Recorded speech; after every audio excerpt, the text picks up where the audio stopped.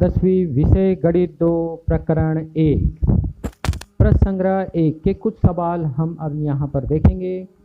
जैसे दो त्रिभुज ABC और PQR दिया गया है और जो सवाल जो पूछा गया है प्रकृत प्रश्न संग्रह का वह तीसरा सवाल, समान ऊंचाई वाले दो त्रिभुज का क्षेत्रफल का अनुपात 2:3 है और त्रिभुज के आधार जो दी गई है, छोटे त्रिभुज के आधार 6 सेमी और बड़े त्रिभुज का संगत आधार हमें ज्ञात करना है। सबसे पहले ABC त्रिभुज PQR त्रिभुज 1/2 गुणे BC गुणे E, देखो आधार ऊंचाई सूत्र मालूम ही है वो लगाना है, 1/2 गुणे QR गुणे PT लगाना है। फिर उसका मान 2/3 दिया गया है ABC का, ये बात ध्यान रखें। फिर 1/2 कट हो जाएगा।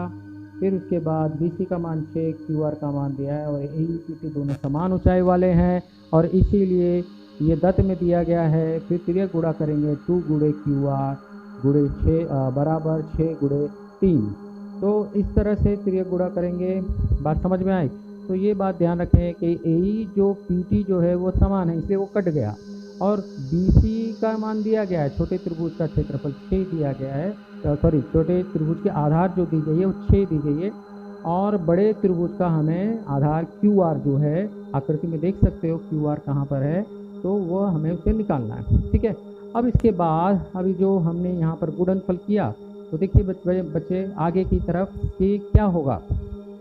ठीक है, जैसे 2QR और वहाँ पर जो गुणनफल हुआ वह हुआ कितना हो गया, आपको तो मालूम है क्षेत्र का 18 होता है।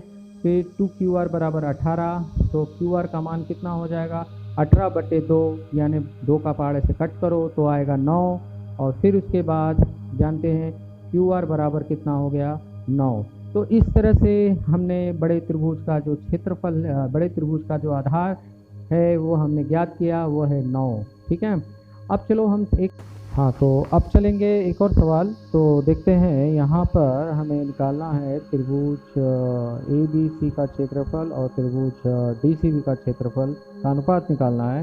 तो सूत्र 1/2 B1 गुणे H1 1/2 गुणे BT गुणे H2। अब देखो ABC में BC और AB ऊंचाई है और DCB में DC और B देखो आधार ऊंचाई दी गई है। अब यहाँ पर 1/2 कट हो गया, BC का मान भी कट हो गया, तो AB/DC बचा और AB का मान आकृति में देखो बच्चों 6 और 8 और पहाड़ा तो आप जानते ही हैं 2 तिहाई 6 2 चौके 8 है क्या नहीं। तो इस तरह से सबसे पहले ABC के अंदर देखिए आधार और ऊंचाई क्या है। ठीक है, ABC में आधार BC और ऊंचाई क्या है आपको मालूम ही है AB, तो वो लिखना है। तो इसी तरह दूसरे त्रिभुज में BC और DE। यहाँ पर त्रिभुज MNT समरूप त्रिभुज QRS दिया गया है और हमें यहाँ पर शीर्ष लंब की ऊंचाई दी गई है 9। ठीक है, और एरिया ऑफ ट्रायंगल MNT और एरिया ऑफ ट्रायंगल QRS ये अनुपात निकालना है। आपको मालूम है मैंने सूत्र दिया था, जब जब त्रिभुज समरूप होता है, जैसे त्रिभुज MNT समरूप है QRS के, तब एक घटना होती है कि एरिया ऑफ ट्रायंगल यानी त्रिभुज MNT का क्षेत्रफल और QRS का क्षेत्रफल किसके बराबर होगा, MN²/QR²।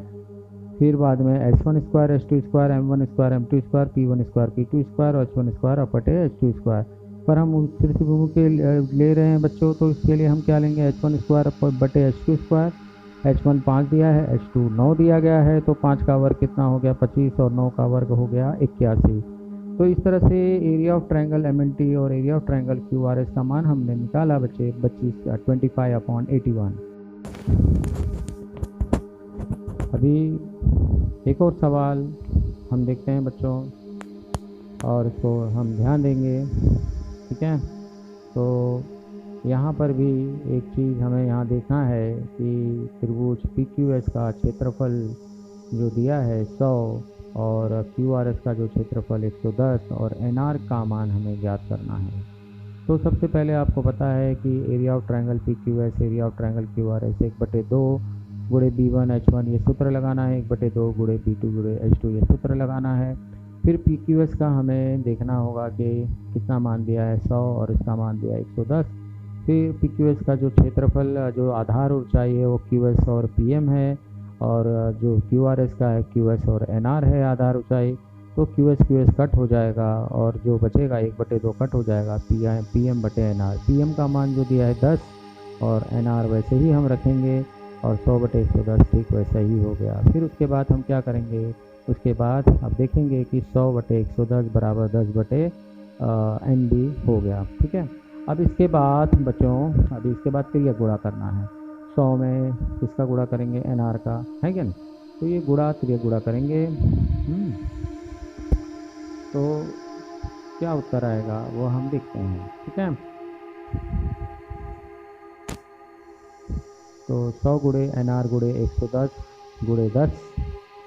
अब 110 में 10 का गुणा करेंगे तो कितना होगा, आपको मालूम है, 0 एक्स्ट्रा डाल देंगे यानी 1100 हो गया। 100 NR गुणे 1100।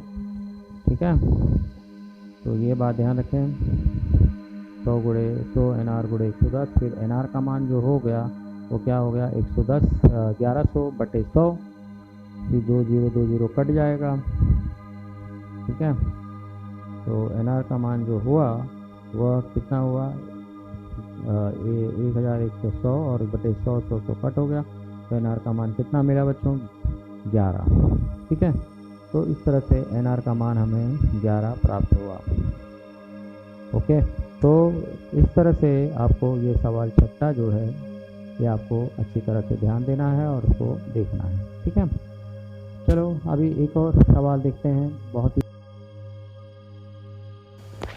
हाँ, तो देखो बच्चों, यहाँ पर रेख PA, रेख QB, रेख RC, रेख SD, ये रेखा AD पर लंब है और इसलिए रेख PA, रेख QB, रेख RC, ये रेख SD सब समांतर हो जाएंगे। और 3 रेखा के समांतर का और तिर्यक रेखा को ऊर्ध्वगम मालूम है बच्चों, AB/PC, PQ/QR, फिर BC/CD बराबर QR/RS। और जो भी मान है वो मान हम डालेंगे 60/70 XY और 70/80 YZ, और 3 कॉलम बनाएंगे X Y Z करके। तो X और Y का जो मान है यहाँ पर जो है 60 70 और YZ का है 70 80। ओके, और 60 में 70 का गुणा करेंगे तो 4200, 7 में 70 में 70 का 4900, और फिर 70 में 80 का करेंगे तो 5600। ये समान अनुपात निकाला। और ये याद रखिए, PQ का मान हमने X लिया है, QR Y लिया है और RS Z लिया है, इसलिए ये अनुपात हमने ऐसा करके निकाला है। अब इसके आगे हम क्या देखते हैं कि XYZ जो है 60 70 और ऐसा करके गुणा करके हमने सामान्य मान निकाला। फिर इसको 100 से भाग दे देंगे तो 42 49 56। फिर वापस हम भाग दे देंगे यहाँ पर 8 7 56, सॉरी 7 6 42, 7 7 49, 7/56।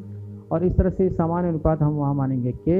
तो x का मान हो जाएगा बच्चों 6K, y का मान 7K, z का मान 8K हो जाएगा।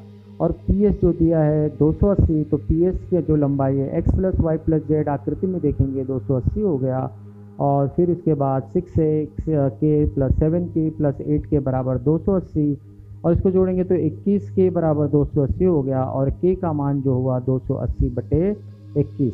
तो इस तरह से हम जब भाग देंगे तो यहाँ पर आप 7 से भाग दें, 7 चौक 28, 40 हो जाएगा और 7 त्रिक 21। तो इस तरह से यहाँ पर K का मान भी हम निकाल सकते हैं। तो ये ध्यान रखना है कि आकृति में देखिए PS का मान जो है कितना है, तो x + y + z बराबर 280, और उसका मान डाल करके हम K का मान निकालेंगे। फिर उसके बाद अब हम क्या करेंगे, हमें जो मान ज्ञात करना है वो हम देखेंगे। ठीक है, तो यहाँ पर हमें मान क्या ज्ञात करना था, जैसे PX निकालना था। ओके, तो x है, सॉरी PQ निकालना था बराबर x बराबर 6K, K का मान 40/3। आप कट कर दो, 3 दूनी 6 है ना, या तो 6 चौक 24, 3 से भाग दो 80 हो गया। QR बराबर y बराबर 7K, K का मान 40/3, तो गुणा करेंगे तो 280/3 हो जाएगा। और RS का मान बराबर Z बराबर 8K, फिर 8 गुणे 40/3, 8 चौक 32, 320/3। इस तरह से ये उत्तर प्राप्त हुआ। ठीक है, तो ये बात ध्यान रखिए। तो यहाँ पर PQ क्या है और QR और RS जो है XYZ हमने जो माना था, और उसका मान जो हमने 6K 7K 8K निकाला था, उसके अंदर K सब्स्टिट्यूट करके हमने ये मान ज्ञात किया। ठीक है, तो इस तरह से इसका ये उत्तर प्राप्त हुआ। चलो बच्चे एक और सवाल पे देखते हैं। यहाँ पर हमें डायरेक्टली ध्यान दीजिए कि ऐसे डब्बे वाले जो सवाल होते हैं ना, उसमें डायरेक्ट हमें पढ़ना है और उसके बारे में सोचना है।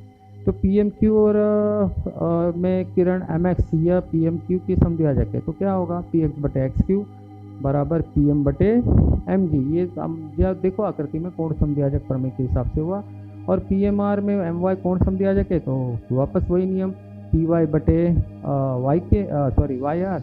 और फिर उसके बाद हमें एम पी बटे क्या मिलेगा, एम पी बटे एम आर। देखो आकृति में ये दिया गया है। फिर उसके बाद आप देख सकते हैं कि यह इस तरह से इसका यह उत्तर हुआ। तो ये कोण समद्विभाजक प्रमेय आपको देखना है कि कौन से त्रिभुज में यह दिख रहा है, तो उस तरह से कोण समद्विभाजक प्रमेय के हिसाब से आकृति में देख के निकालना है कि पी एक्स बटे एक्स क्यू बराबर पी एम बटे एम क्यू आया। और दूसरे त्रिभुज में पी एम आर में जाएंगे, आकृति में देखो पी एम आर में जाएंगे तो पी वाई बटे वाई आर पी एम बटे एम आर। तो ये तुरंत ताबड़तोड़ हमें लिखना है। तो ऐसे सवालों पर ज़्यादा ये नहीं करना है, एग्जाम में आते हैं और इसको ध्यान देना है अच्छी तरह कि हमें क्या दिया गया और हमें क्या करना है।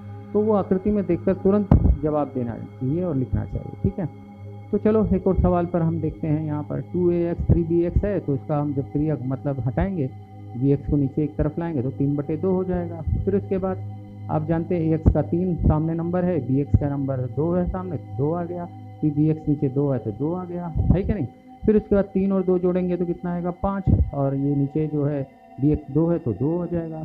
अब आपको मालूम है कि दोनों त्रिभुज समरूप है, तो समरूप त्रिभुज में कौन सी कसौटी यहाँ पर लगती है, आपको मालूम है कोको कसौटी, तो समरूप हुए हैं। ठीक है, और संगत भुजा बटे में होती है, तो बी ए बटे कितना हो गया बी एक्स यानी 5/2। और फिर बाद में हम जब तिर्यक गुणा करेंगे इसका 9 में 45 और 2 से भाग देंगे, 9 बचे 45 और फिर 2 से भाग देंगे तो 22.5 आएगा बच्चों, ये बात ध्यान रखेंगे। ठीक है, तो इस तरह से हम इसका मान निकाल सकते हैं। तो ये बात ध्यान रखना है कि बी एक्स कितना मान दिया गया है आकृति में, तो ये हमने निकाला 5 और 2, और ये एक्स वाई 9, और फिर बाद में 9 बचे 45 2 गुणे ए सी, ऐसे तिर्यक गुणा करके हम इसका मान निकाल सकते हैं। ए सी का मान 22.5। ओके, ये बात ध्यान रखें। चलो फिर एक और सवाल की तरफ हम बढ़ते हैं। हाँ, तो बच्चों देखते हैं यहाँ पर बी एक्स और एक्स सी ये कौन समद्विभाजक है, एक्स क्यू नहीं एक्स सी कौन समद्विभाजक है। इसके हिसाब से क्या मिला हमें कौन समद्विभाजक प्रमेय से, ए बी बटे बी वाई बराबर ए एक्स बटे एक्स वाई, और दूसरे त्रिभुज में ए सी बटे सी वाई बराबर एक्स बटे एक्स वाई। और फिर उसके बाद दोनों समान हैं इसलिए ए बी बटे बी वाई और ए सी बटे सी वाई और एक्स बटे एक्स वाई लिखा।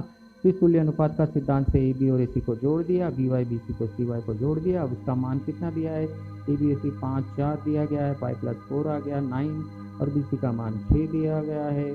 फिर उसके बाद हमें जो एक्स बटे एक्स वाई सेम लिखना है, जो हमें मान ज्ञात करना है कि 3 × 9 3 3 दूनी 6, तो 3/2 इस तरह से उत्तर आ गया। तो ये बात ध्यान रखना है कि एक्स बटे एक्स वाई का मान कितना आ गया, तो ये याद रखना है 3 × 9 3 दूनी 6। ठीक है, तो इस तरह से ये हुआ 3 बटे कितना